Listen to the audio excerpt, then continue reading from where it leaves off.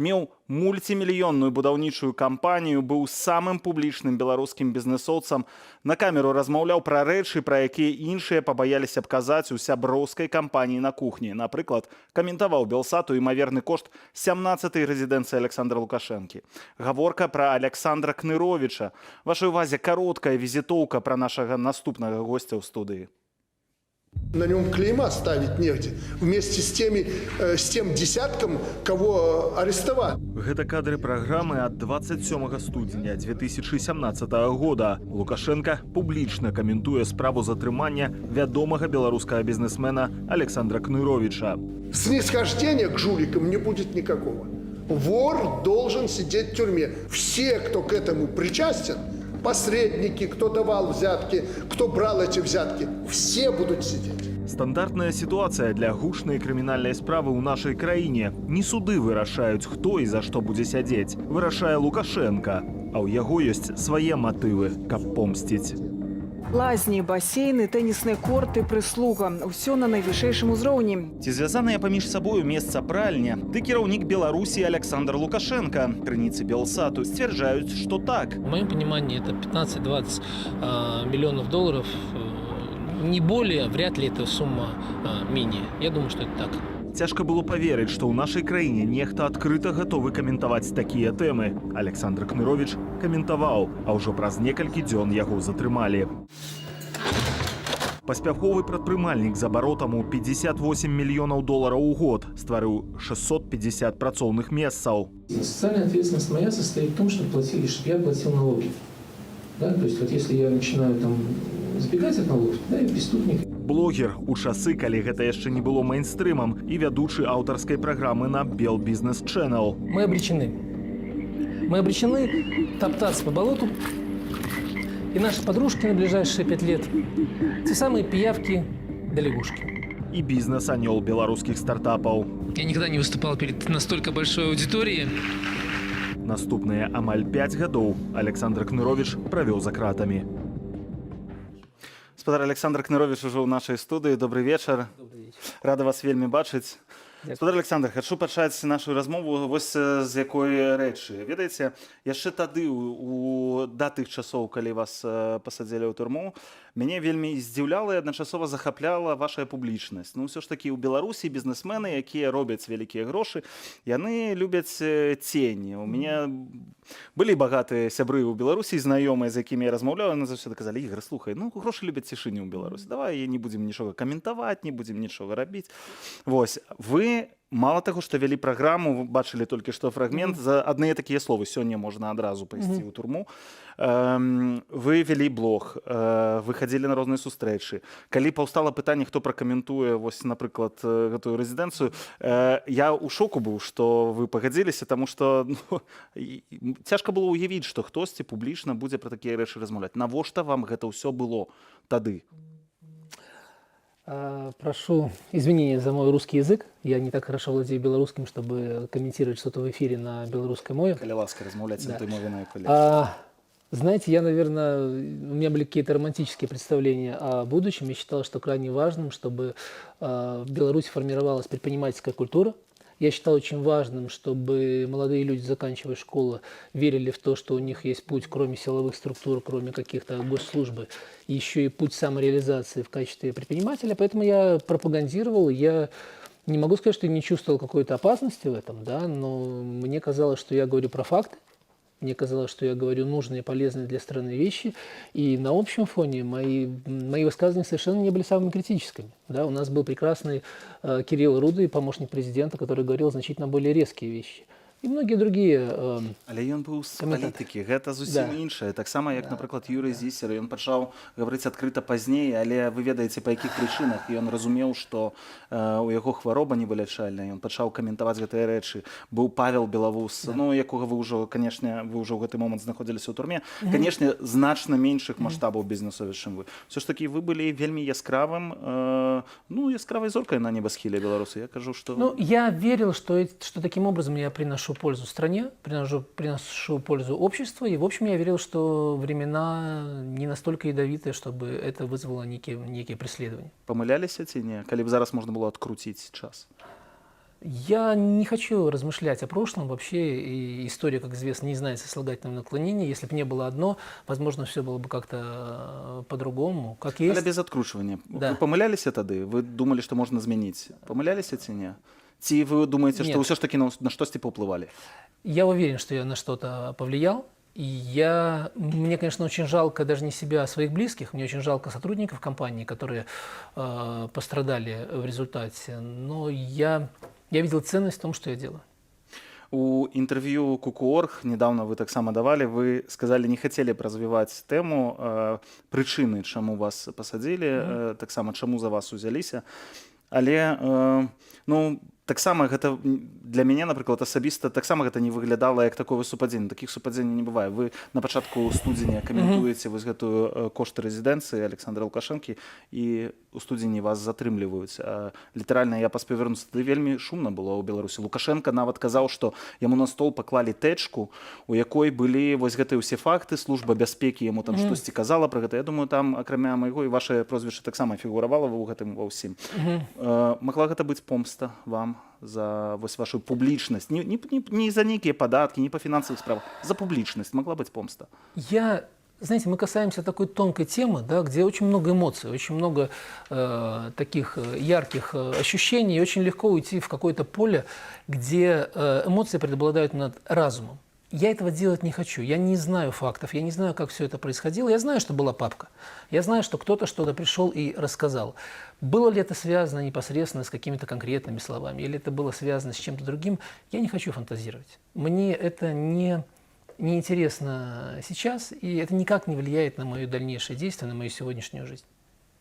Добра, давайте тады мінулае з вами крышачку, вось такое даўняе мінулае кінем, а паразмаўляем крыху да бліжэйшых часоў. Пра турму не буду размаўляць. Я думаю, што ўсе бачылі ваше інтэрв'ю, таксама якое нядаўна выйшла, дзе вы вельмі падрабязна пра гэты перыяд распавядаеце. Але вось што мяне ўразіла і што пэўна ўразіць гледачоў, які не глядзелі гэта інтэрв'ю, што вы вельмі моцны песіміст. Вы кажаце, у 2020 годзе мы прайгралі, маючы на ўвазе прыхільнікаў пераменаў у Беларусі. Прыхільнікі пераменаў прайгралі, і што наступны шанец штосьці змяніць ён не будзе праз год ці паўгады ці это дзесяцігоддзе. Мне очень не нравится, когда меня называют пессимистом. Для меня это было очень такое большое откровение, что то, что я говорю, является пессимизмом, потому что я чувствую ровно наоборот. Я верю в белорусский народ, я верю в то, что в 2020 году удалось невозможное, удалось сменить тенденцию, удалось почувствовать, насколько нас много, почувствовать вот этот океан глаз счастливых. Да? И я верю, что это изменилось навсегда. Посмотрите в глаза белорусских чиновников. Там есть все, что угодно, кроме веры в будущее, кроме счастья. Там есть страх, ужас, напряжение и так далее. Поэтому я не пессимист. Я верю в то, что Беларусь будет независимой, что Беларусь будет свободной. Но единственное, что я объективно анализирую ситуацию, я смотрю на то, что происходит, понимаю, что это не будет ни через 3 месяца, ни через год. Да, есть разные вероятности. Вероятность одна, вероятность вторая, вероятность третья. Но о чем это мне говорит? Это мне говорит о том, что наши лидеры должны быть теми людьми, которые согласны бежать марафонские дистанции. Вы маете на увазе лидеров переменов? Конечно, конечно, конечно. И я хочу видеть, что это люди, которые бегут марафон, а не короткий спринт. И я хочу, чтобы они основывались на чем-то более серьезном, чем просто эмоциональный посыл «уходи». Да, я хочу, чтобы в основе их работы лежало некое видение счастливой новой Беларуси, некое видение национальной идентичности. И тогда то, что должно произойти, произойдет, во-первых, быстрее, во-вторых, произойдет неминуемо. Поэтому я не согласен, я не считаю себя пессимистом. Я верю в белорусов, но объективно оцениваю реальность, то, что чудо не случится. Хотя, конечно, прилетают иногда черные лебеди, это вне нашей Але вы кажаце, новая ідэя. Да. У Александра Лукашэнкі 30 гадоў ён ва ўладзе, у яго новая ідэя ніяка не сфармавалася. Вы гэта ведаеце. За гэты час ягоныя апаненты таксама не сфармавалі ніякай новай ідэі. Яна не з'явілася. Што вы маеце на ўвазе, калі вы кажаце новая ідэя? Бо крызіс ідэйнасці ўвогуле, паглядзіце, нават у такіх вялікіх краінах, як Расія, ёсць крызіс пэўнай ідэі. Яны таксама не могуць намацаць свае. Я не согласен, что Россия кризис идей. У нее нормальная такая имперская психология, расширение мировоззрение, пространство и так далее. Это владеет умами в России. И, собственно говоря, не надо хлеба, дайте нам Крым. Але моладзі гэта на Да. моладзь нідзе іншае, на наступнае пакаленне нідзе іншае, не Давайте- накарміць іх Крымам. Давайте не будем закрывать глаза. Давайте будем понимать, что рейтинг Путина в России больше 60%. У нас абсолютно отличная ситуация, российская от белорусской. Действительно, белорусской ситуации сегодня у власти отсутствует как таковое видение светлого будущего Беларуси. 30 лет назад это была идея камбэка БССР, давайте вернемся в советскую Беларусь, сделаем, как было так, будет хорошо. Эта идея отыграла свое, и теперь не у власти, но не, к сожалению, у оппонентов власти нет какого-то единого, светлого, и я бы хотел видеть его национально идентичным будущего Беларуси. И меня это очень тревожит, и я хотел бы, чтобы оно было. Тогда нам всем было бы легче. Я вас і пытаюся, у вас, Да. у вас таксама быў час, каб над гэтым падумаць. Вы займаліся ўсё ж такі публічнымі нейкімі сваімі праектамі. То бок вы думалі над гэтымі рэчамі. Ці у вас ёсць нейкае уяўленне, як эта ідэя можа выглядаць? Што гэта можа быць? Вы знаете, на данный момент его нету. У меня есть лишь представление о пути, который нужно пройти, чтобы она появилась. Я хочу содействовать этому пути, я собираюсь это делать, но это долгий путь. То есть она не появилась за 30 лет, она не появится за 15 минут в студии в нашем с вами разговоре. Спадар Александр, ваше стаўленне да, паколькі вы з'яўляецеся таксама прадстаўніком бізнесу, ўсё ж такі ваше стаўленне да тых бізнесоўцаў, якія засталіся зараз у Беларусі, я не кажу пра тых, хто яўна атрымлівае карысць ад таго, што супрацоўнічае з рэжымам, а людзях тыпу, напрыклад, Машэнскага, так, якія self-made, яны самі сябе зрабілі, але з іншага боку рэжым карыстаецца і іх рэйтынгам. Машынскі даверная асоба Александра Лукашэнкі прысутнічае на ўсіх мерапрыемствах. Як вы ставіцеся да гэтых людзей, якія засталіся ў Беларусі ў 2020 годзе, ніякім чынам не выказаліся, схаваліся, можна нават сказаць. Што вы пра іх думаеце? Я думаю, што вы нават у адных колах з імі калісьці хадзілі, можа, сустракаліся недзе. Я не толькі пра яго кажу, але агулам вось пра гэты бізнес, які застаўся і схаваўся, як бы не заняў ніякай выразнай пазіцыі. Я испытываю уважение к любому человеку, который занимается делом. Я испытываю большое уважение к тем людям, которые создают рабочие места, платят налоги и честно делают свое профессиональное дело. И Машинский, в том числе, и многие другие бизнесмены, мне кажутся людьми такого склада, которым надо сказать спасибо. Але Потому вы маеце на увазі нават такіх, як Алексіна, якія, карыстаючыся прэферэнцыяй ад рэжыму Александра Нет, Лукашенко? как раз таки Алексина я в этом случае не имею в виду, но я бы не хотел говорить про личности. Я просто я хотел, говорю чтобы про это был типаж. пазжысты, зразумел. Да, Вот про так. типаж. Да? И если человек не пользуется преференциями, а несет большую ношу, да, и за ним огромный коллектив, и он продолжает работать сегодня, и в сегодняшних этих условиях, извините, ядовитых условиях огромных рисков продолжает делать свое дело, то я испытываю к нему только уважение. То, что он каким-либо образом не высказывал свою личную позицию и никак себя не проявлял, накладывает отпечаток, но, извините, совершенно это личный выбор, это не обязанность. Это не обязанность человека так или иначе себя проявлять. Поэтому за его профессиональную работу, за многих людей я им благодарен, могу только сказать спасибо.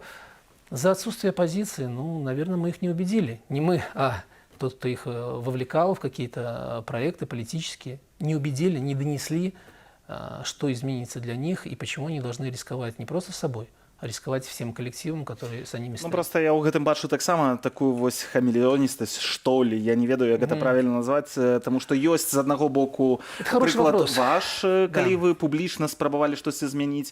Ёсць прыклад гэтых людзей, якія думаюць, што можна толькі як бы вось рабіць і нічога як бы не мяняць. Хаця частка з іх, а пэўна і большасць з іх мы ведаем, якіх поглядаў, так, яны хутчэй за ўсё таксама не падтрымліваюць.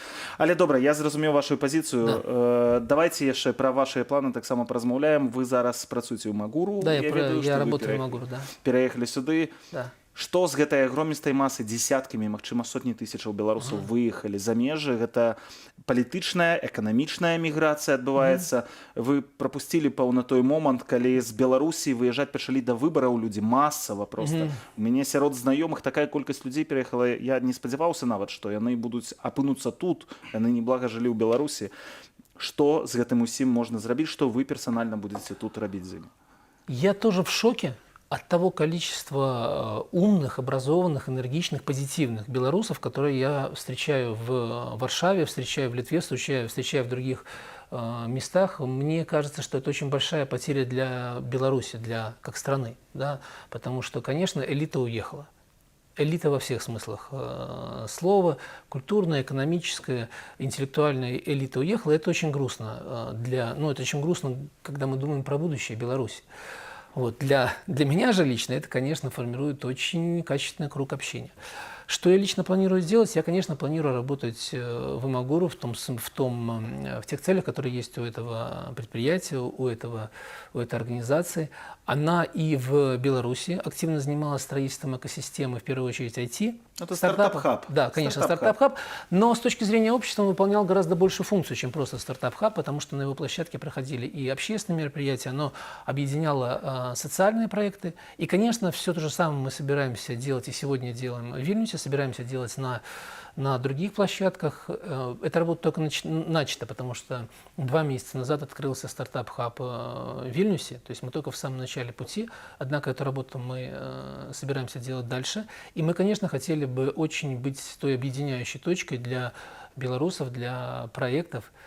Я вижу очень большую силу, очень большой потенциал в объединении тех людей, которые уехали, потому что по разным оценкам уехало до 300 тысяч человек. Что такое 300 тысяч человек сегодня? Это Исландия. Это небольшая страна. Альбо один областны цэнтр. Згодны з вами абсалютна. Зычу вам поспехаў таксама у вашых пачынаннях. Мы ўжо паказваем гэта і будзем сачыць за тым, што вы тут робіце. Я думаю, таксама не апошні раз, калі вы ў нашых эфірах з'яўляецеся. Дзякую вам вялікі. Александр Крынырович, бізнесовец, быў маім госцем.